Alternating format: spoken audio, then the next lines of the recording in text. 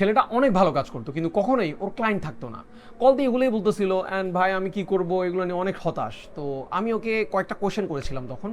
এর মধ্যে একটা ছিল এরকম যে আচ্ছা তোমাকে যখন ক্লায়েন্ট রিভিশন দেয় তখন তুমি কিভাবে রিয়েক্ট করো, লাইক তুমি কি রিভিশনগুলো ক্লায়েন্ট বলে আর তুমি নোট করে করে রাখো, নাকি ক্লায়েন্ট যখন রিভিশন দেয় তুমি ওকে বোঝানোর চেষ্টা করো যে না এই রিভিশন দরকার নাই, বা তুমি কিভাবে রিয়াক্ট করো? ও বলতেছে ভাই আমাকে যখন ক্লায়েন্ট রিভিশন দেয় আমি তখন নিজের মতো করে ক্লায়েন্টকে বোঝানোর চেষ্টা করি কোনটা ক্লায়েন্টের প্রয়োজন কোনটা প্রয়োজন নাই, বা মানে রিভিশন ওভারঅল আমার কাছে বিরক্ত লাগে। হ্যাঁ, সো ও আমাকে এই জিনিসটা ক্লিয়ারিফাই করে।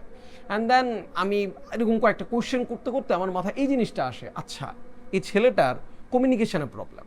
অ্যান্ড এরকম প্রবলেম তো বাংলাদেশের হাজারো ভিডিও এডিটর আছে, হাজারো ক্রিয়েটিভ পার্সনের প্রবলেমগুলো হয় ক্লায়েন্ট কমিউনিকেশনের প্রবলেম, অথবা ওর ডিসিপ্লিনে অথবা ক্রিয়েটিভিটিতে অনেক কিছুতে প্রবলেম আছে ওর থাকে ভিডিও এডিটরদের।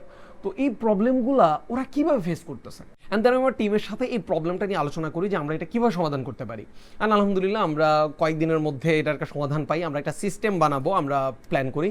অ্যান্ড ওই সিস্টেম এখন রেডি, আপনারা কমপ্লিটলি ফ্রিতে আপনাদের নিজেদেরকে যাচাই করতে পারবেন যে আপনার কোন জায়গায় প্রবলেম আছে, একজন ভিডিও এডিটর হিসেবে আপনার কোন কোন জিনিসগুলো আরও বেটার করা উচিত, আপনাকে কোয়েশ্চেন করে আমরা ওই ব্যাপারগুলো আপনার থেকে বের করে আনবো।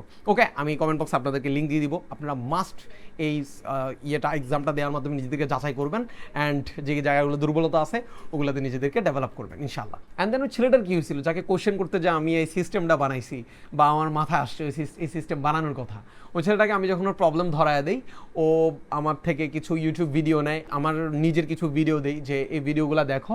অ্যান্ড দেন 1 মাস পর আমার সাথে যোগাযোগ করে যে ভাই আমার আলহামদুলিল্লাহ এখন 4 জন রেগুলার ক্লায়েন্ট আছে। অ্যান্ড আপনারাও আমি জানি আপনাদের মধ্যে অনেকেই কেউ ক্লায়েন্ট কমিউনিকেশানে, কেউ ক্রিয়েটিভিটিতে, কেউ ডিসিপ্লিনে বিভিন্ন ধরনের প্রবলেম আপনারা রেগুলার লাইফে ফেস করতেছেন ভিডিও এডিটিং জার্নিতে, যার কারণে আপনি একজন প্রফেশনাল ভিডিও এডিটর হতে পারতেছেন না।